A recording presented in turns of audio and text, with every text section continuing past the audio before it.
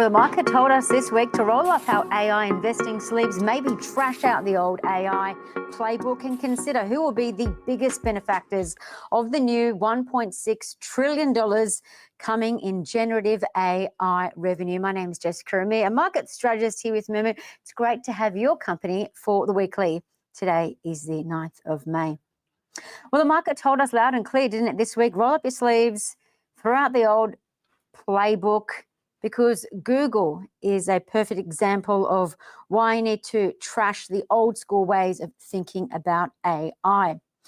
We saw that, didn't we? With Google parent Alphabet shares crumbling 8% in one day alone. Why? Well, simply the market is telling us the data's out, proving what we know from our habits. We're no longer going to Google search. For the first time ever, search usage on Google fell in April. Why? Well, people are turning to AI tools like ChatGPT, Grok, Meta and DeepSeek for fast bite-sized information. Now, these are called large language models, and they're not just about replacing Google. They're so much more powerful than we think. They're changing the world as we know it. If you aren't using some of these tools, here are some things to think about. So these tools are creating presentations, they're creating images, they're learning how we communicate. When we craft an email, we can simply learn how we should construct an email better. Even some are using them for counseling sessions. I know I have. So the question is, will investors continue to sell out of old school AI models, such as Alphabet, that makes 57% of its revenue from Google search? Will that happen? And does this, what's happening, really highlight a bigger shift at play, that the best and biggest investment returns will probably no longer come from the Mag 7, but they'll come from powers that are actually powering the AI revolution?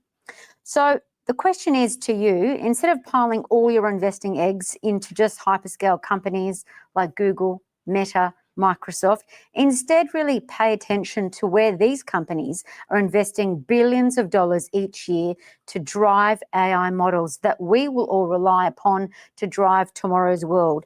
So that's basically the framework for the next couple of considerations. With that in mind, I want you to firstly consider that now new data has been released that generative AI spending could account for 14 to 16% of an average company's total tech spending. So there's increasing demand, of course, on companies like that you or I work for them to really scale up and to produce their own ChatGPT models like ChatGPT, Grok.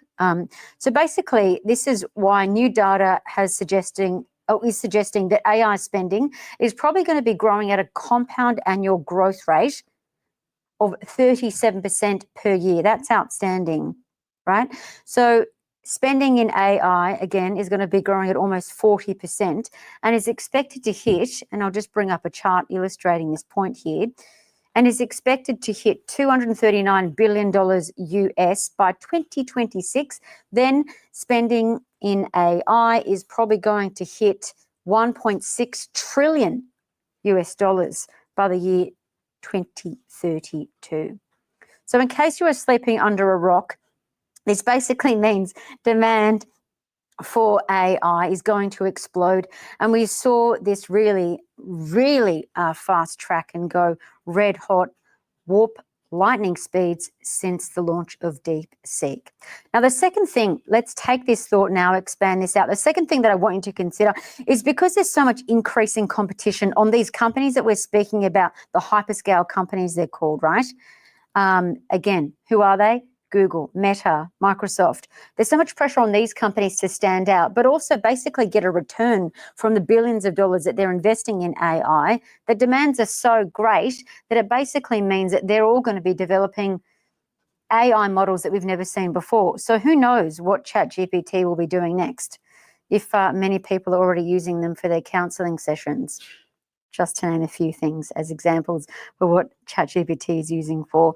So for us as investors, of course, we need to consider what this means. We all know about the king of AI chips, it's NVIDIA, and the fellow king in Taiwan Semiconductor. Now, I want you to consider both of these companies are heavily relied upon for for developing out these chat GPT-like models. The hyperscale companies are heavily relying on both of these companies. So these are going to be powering the future AI tools of tomorrow, and these companies are going to be winning regardless of whoever is going to be developing the next AI model that we all rely upon. Now, let's just pause on NVIDIA for a quick sec. In case you've not been tracking NVIDIA, obviously the world leader in GPUs. Its latest chips include the H100, the B100. They're basically chips that have been made for developing faster, more efficient AI processing tools. And that's why 60% of NVIDIA's money comes from big tech companies in the NASDAQ 100. I also want you to consider this company, Taiwan Semiconductor, TSMC. Now, this is listed also in the US. But look, it's an exclusive manufacturer for the world's most advanced AI chips. So TSMC is basically being relied upon in the relentless production of AI chip demand. And both of these companies, by the way, NVIDIA and TSMC, work very closely together. Donald Trump, the US President Donald Trump, has endorsed both companies. And I guess it's really important to note that TSMCI also made the biggest foreign investment in the US in history, committing a total of $165 billion in the US to expand semiconductor manufacturing operations there. So I really want you to consider TSMC. That is definitely future-proofing itself in the US. Last but not least, of course, all these hyperscale companies that we've spoken about need to protect the data that people like us are inputting to these ChatGPT Grok servers, essentially. Now, here insert the need for cybersecurity. So I want you to think about the two market leaders in cybersecurity. So who are they? Well, I'm glad you asked. I'll give you the answer. Obviously, CrowdStrike and Palo Alto. So both of their shares have been doing really well. Now, I want you to consider, obviously, with AI workloads mounting, this is creating vast cybersecurity demand. And of course, that means where there's demand, there's lots of vulnerabilities. So even if we went into a recession, heaven forbid, I would encourage you to really think about what stupid company would abandon this cybersecurity company. I'll answer the question, none, because no one wants to risk their data, no one wants to collapse, and no one wants to be open for illegal reasons or legality purposes.